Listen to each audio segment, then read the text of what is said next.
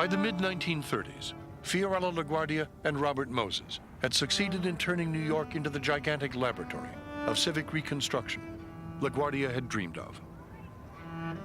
But all the new building could not disguise the fact that across the city, terrible suffering and hardship remained. Nowhere was the suffering worse than on the densely crowded streets and avenues of Harlem. More than anywhere else in the city, Harlem, the proud black capital that had arisen so spectacularly only 2 decades before, had been all but devastated by the Depression. The Renaissance of the 1920s had been a cultural triumph, not an economic one. And long before the crash itself, the district's fragile prosperity had begun to disintegrate. It became a slum. It had been a ghetto before. It becomes a real slum afterwards. After the Depression, rents, evictions, unemployment, tuberculosis, all the indicia of decay and dysfunction accelerate so that Harlem becomes a place in which the opportunities that had brought it into being really become almost exceptional. I think the major difference is that in the 1920s, Harlem really did believe in mobility, and most people believed that concepts of American mobility applied to Harlem. You had a population of people who were already depending upon rather menial jobs to sustain themselves. The hope was that with regular employment and with the other opportunities that cities provided, education, better housing, better living conditions, better health care, there would be mobility. By the 1930s, all of that gets challenged. First of all, that category that was referred to as Negro jobs disappears because white New Yorkers desperate for work begin to demand positions that they formerly refused to take. It's a truism, but it's true, that the Depression was far worse in Harlem than anywhere else. The levels of unemployment are simply spectacular, and remember, there had already been discrimination, even in good times. I mean, the hospitals would not hire blacks, the drugstores would not hire blacks, the insurance companies, even though they wrote, thousands of policies, low-cost policies to Harlem residents, they wouldn't hire blacks. And even when the Depression starts and there are relief programs in place, the WPA discriminates as well. In the 1930s, Robert Moses built 255 new playgrounds in New York City. He built 2 in areas that black children could use. White children were given sliding boards and swings and beautiful little wading pools in the playgrounds. Black children could still play with their broomsticks in the streets if they wanted to play baseball. Still had to splash through the fire hydrants. People know if a city cares for them or not. A playground is a lot more than a playground. A little vest pocket park is a lot more than a little bit of green. It's a sign that the city cares, that it's willing to devote something to your neighborhood. What did the mothers of Harlem think of the policies of the state when there was no place for their children to play? Even more insidious for the city's black population in the end were the federal mortgage and loan programs promulgated by the New Deal, which, to revive the moribund housing market in the outer boroughs, set in motion a fateful process that in the next 2 decades would systematically segregate neighborhood after neighborhood in New York by race. African-American ghettoization really begins in the 3rd decade of the 20th century. It begins in the 1930s. It begins with New Deal policy. It begins with the federal government and the state government colluding with banks and insurance companies to solve New Deal problems by building. We're building housing at the periphery of the city at an incredible pace. And in order to create a market for that housing, you've got to force white working class and middle class families to move. And in order to get them out there, what we do is actually make it irrational to stay inside the city. During the early years of the New Deal, the federal government established the Homeowners Loan Corporation. And the Homeowners Loan Corporation actually went out in Brooklyn and they began mapping out the borough into 66 neighborhoods, going block by block and finding every black, Latino, Irish, Jewish, Italian, Polish family that was there, and assigning ratings to each neighborhood based on the racial and ethnic makeup. Then they distributed the maps to banks and held banks to a certain standard when loaning money for homes and rental.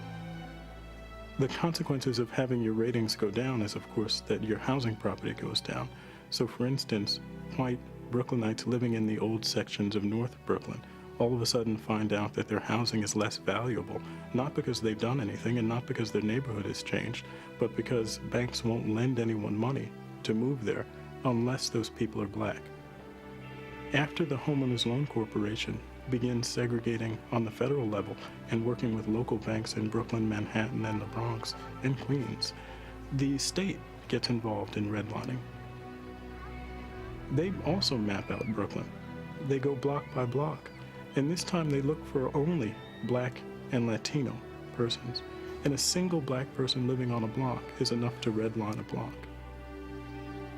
The effect will be, in fact, to do extraordinary damage to black communities throughout New York. All of a sudden, black communities that had been scattered throughout New York City, which had long traditions in certain neighborhoods in the southern part of New York, throughout Brooklyn and Queens, and even on Staten Island, were being physically segregated, rooted up. When the Homeowners Loan Corporation finishes its work in the 1940s, it has dramatically altered the makeup of Brooklyn. In 1930, when the Depression starts, black Brooklynites are actually the least segregated group physically in the borough. By 1950, they're the most segregated group. The segregation is all in central Brooklyn in the Bedford-Stuyvesant district, and that will become the largest black ghetto in the United States by the end of the 1960s. In the 1930s, Harlem goes from being an ethnic community with quite a bit of mobility and optimism to a racial slum with very little optimism, very little hope.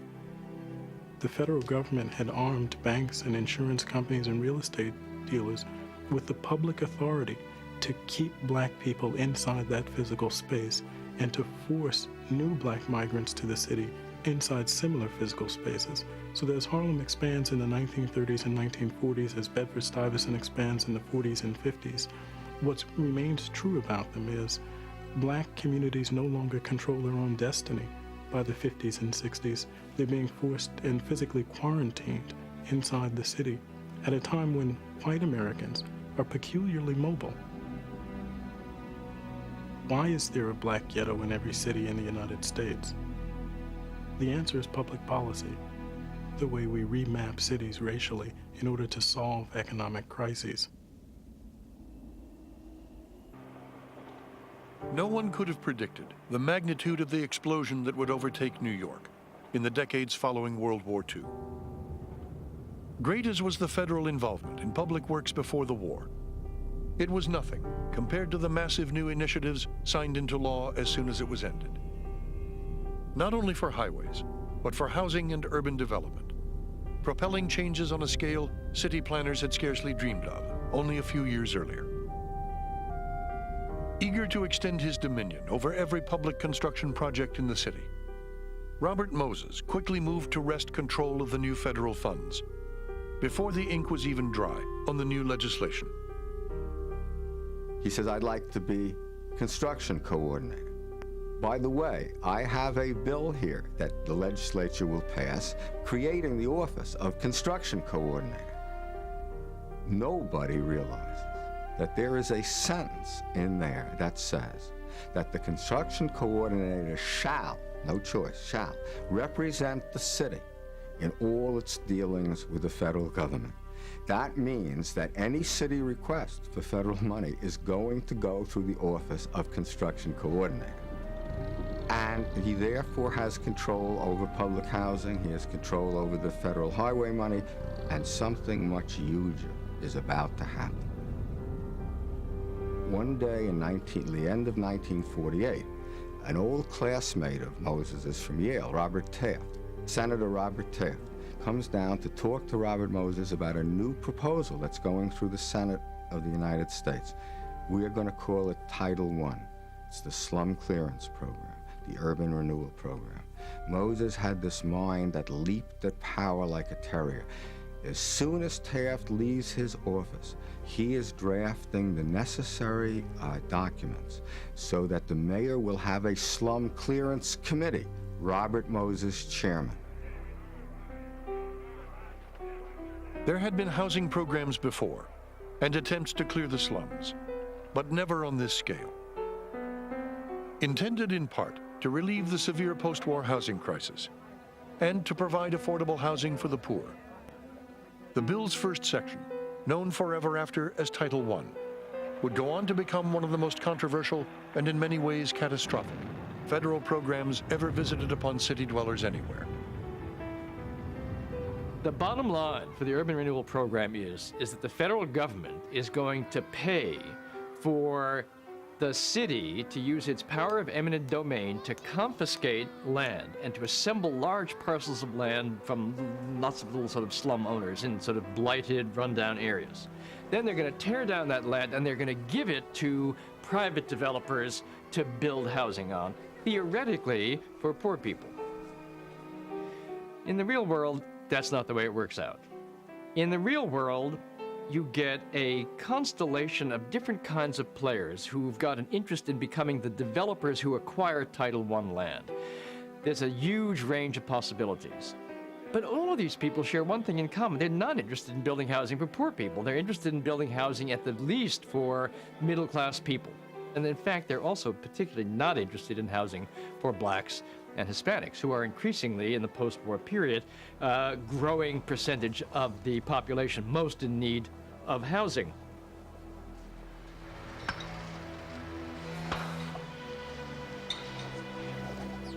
Hailed as a victory for the working poor, Title I quickly proved to be an enormous bonanza, not for those most in need, but for landowners and real estate developers, who under provisions of the Act were not required to build housing slum dwellers could afford, or even to build new housing at all. Despite solemn assurances to the contrary, few of those evicted under Title I found housing in the neighborhoods they had once called home. Many were not rehoused at all, and many of those that were found themselves relocated to massive new low-income housing projects, thrown up in districts segregated as never before by race and class. The reality of it was that it was a massive program of removal of usually the people who had the least political clout, and those tended to be blacks and Hispanics and working-class Jews and working-class Italians. Now, the man at the center of this operation is Robert Moses. Moses is the coordinator of all these Title I programs, and Moses is cutting deals left and right. By 1959, there are 16 huge Title I projects that have been completed. They have moved out roughly 100,000 poor people. Robert Moses personified an age where the interests of working class and poor people were very easily dismissed as secondary to the interests of middle class, upper middle class, and wealthy people. So if it meant tearing down hundreds of old brownstone tenements to build a new performing arts center, that was going to happen. If it meant clearing land in the hope that commercial developers would want to come in and build skyscrapers instead, then that's what you did. And often when really poor communities were fragmented in this way, where did they go? They went to the next neighborhood over. They went to the next neighborhood that might be showing some signs of weakness in the rental market, might be showing some signs of weakness in the housing market, and the problems of one neighborhood became the problems of another, far away. One of the things that Moses does, to his shame, is he fills the slum clearance committee with a bunch of his banker and insurance and developer friends. And they begin to use the Slum Clearance Committee's power, public power, to remove non-white people from areas where the developers want to create white neighborhoods. The result is that they uproot hundreds and thousands of black New Yorkers and force them into these expanding ghettos in Bedford-Stuyvesant and Harlem. Title I was only part of the story. Title II was the other part of it. The federal government is not only intervening in this program that is demolishing vast areas of the inner city, it is also, in fact, underwriting the development of the suburbs by saying to banks that we are going to institute a program of mortgage guarantees. People who might look like they're dangerous credit risks and you might not want to give them a mortgage because they're not making enough money. We, the federal government, say to you that if you give these people mortgages, we will guarantee you that, in fact, if they default, we'll pay you. And because of that, money was available to flow into the private housing market, and unfortunately, it was not allowed to flow into multifamily housing in the city. What are you talking about? You're talking about, in fact, the development of the suburbs. So between this mix of programs, the federal government has opted for a policy which is profoundly anti-city. Add to that the interstate highways, which were ready to whisk people out of the city and take them to those new homes that were rising in the cornfields and the potato fields in response to all this hot loan money being around. New York was suddenly surrounded by the changes in American life, but also got it right in the neck from various federal programs that were supposed to help the city, that said that they were about to help the American people. And boy, the destruction that came from this concentration of effects. Coincidental, it all started to happen in the late 40s, and probably any one of them New York could have fought off or somehow accommodated or made its peace with, but all of those things happening at once just was disastrous. In the end, nothing would transform the landscape of American cities more dramatically than the billions of dollars in federal aid streaming out of Washington to build new arterial highways, culminating in the Interstate Highway Act of 1956. The most important public works project in America since the Erie Canal, the 41,000-mile system would reverse the impact of DeWitt Clinton's great achievement, drawing resources out of cities and diffusing them out across the American landscape, while committing the economy of the entire nation to a self-perpetuating culture of the automobile.